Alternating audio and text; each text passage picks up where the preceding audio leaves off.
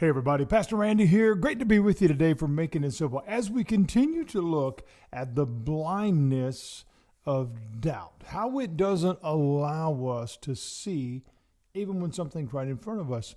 We've been looking at the story of Thomas, probably in biblical circles and maybe church stories in general, Bible stories. A lot of people have heard that and equate just that alone, that name alone, with doubting Thomas.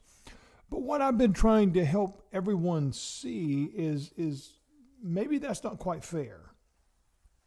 And by that, I simply mean when we begin to look at the totality of the story, the largeness of this, well, then we realize that that could have been any of us. There's nothing unusual and there's nothing blasphemous, because he was wrestling with stuff that we wrestle with every day. So we left off yesterday. Thomas has said, right, in prior times before Jesus has come into the room, Thomas had said amongst his peers, he said, because they've told him, we've seen the Lord. But he said to them, if I don't put my finger in the scars in his hand, if I don't touch the side wound, no, I won't believe that. In fact, he said, I will never believe. This wasn't a statement of I've stopped believing. This wasn't a statement of, well, I've turned heel now and I've turned my back on Jesus. No, he's saying, I got to know. And I'm not just going to take your word, because I've already based my feelings and emotions or whatever based on what I thought I believed. And it didn't work. That's a fair statement. That's a true statement, because all of them, even though Jesus told them what was going to happen, they didn't hear. They didn't listen, because they were already overwhelmed at the emotional nature of Jesus died. He told them it was going to happen, and he told them he'd be back. But they were mere human. They didn't hear. They heard the parts they wanted to hear, and they shut down in the rest of it. We do that all the time. So as we left off yesterday, Jesus has entered the room where they all were sitting. And he immediately addressed Thomas. What we do not find, as I shared yesterday, he didn't address Thomas in an aggressive way. He didn't come in and slam the door and grab Thomas up by the collar and say, come here. No, he didn't do that at all. He met Thomas where he was. Because in that moment, his heart was really wrestling with grief and doubt and all of the different emotions that we all fight all the time. And he walked over to him and he said, Thomas, put your finger here.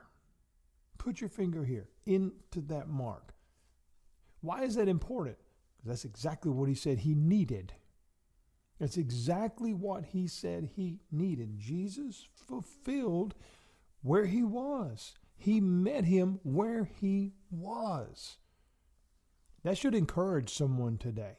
Not in a challenge to, I need to keep doubting. No, but rather, if I'm honest and that's where I'm at, the Lord will meet me there.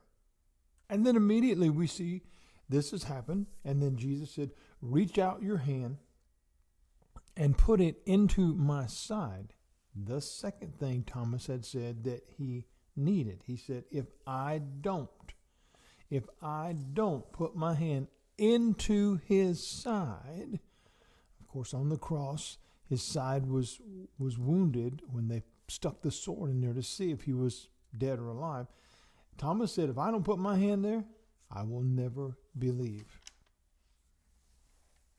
What we find in these two incidents, as you put your finger here in the hand and you put your hand in my side, well, now he's gotten the proof that he said he needed.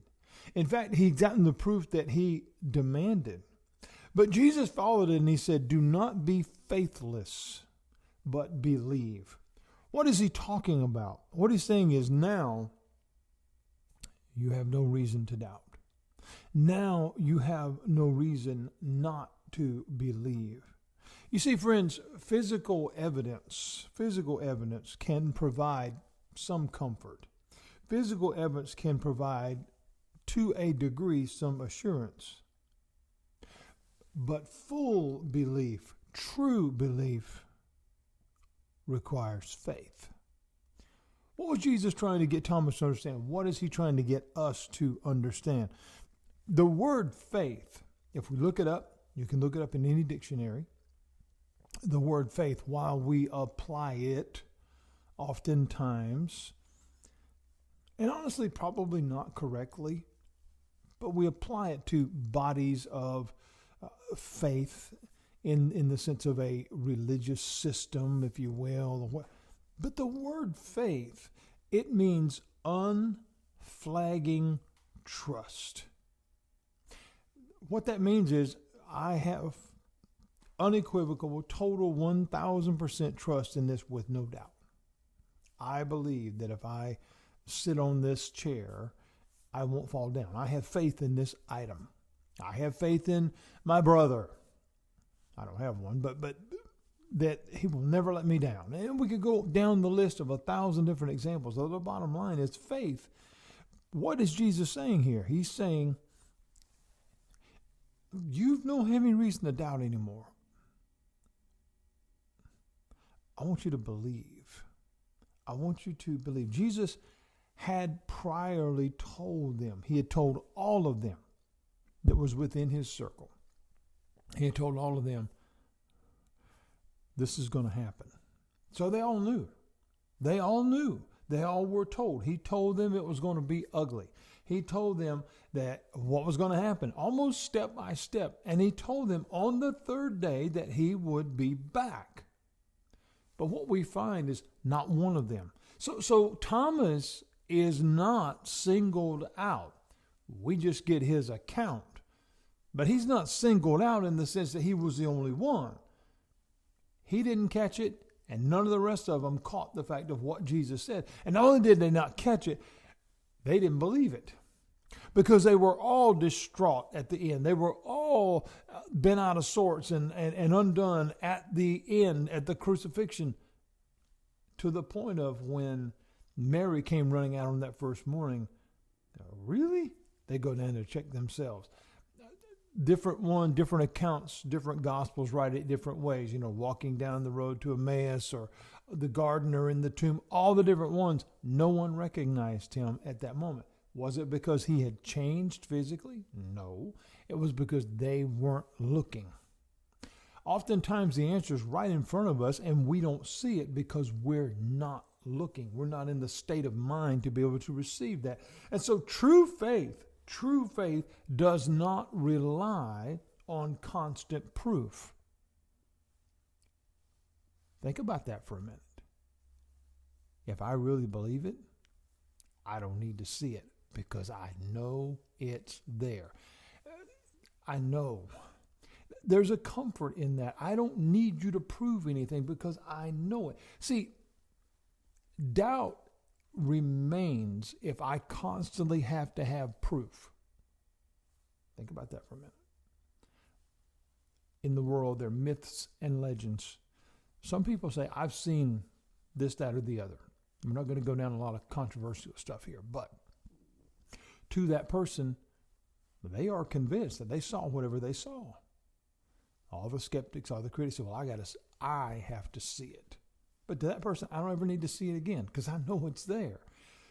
This is what faith is. This is when we come to that true understanding of understanding who Jesus is and who he is to me, it changes things. So if I've always got to have proof, doubt remains. In other words, I believe you, but only when I see it. True faith is trusting in the promise of Christ and accepting his word as truth. In other words, if Jesus said it, I believe it. And I don't need any proof because I trust him. Why is that important? And we'll close on this today. That is why relationship is so important. And I talk about that never-endingly. Why? Because that is the key to understanding this whole thing. It is not about rules and regulations. It's not about what version of the Bible you use. It's not about who you can quote. It's about, do you know him? Because you don't trust who you don't know. And if you don't have trust in relationship, you don't have a relationship. God bless you, friends. I hope you have a great day. I hope this lesson has been a blessing to you and will continue to be as we move on through it when we come back together next week for more Making It Simple. God bless you, friends. The blindness of doubt.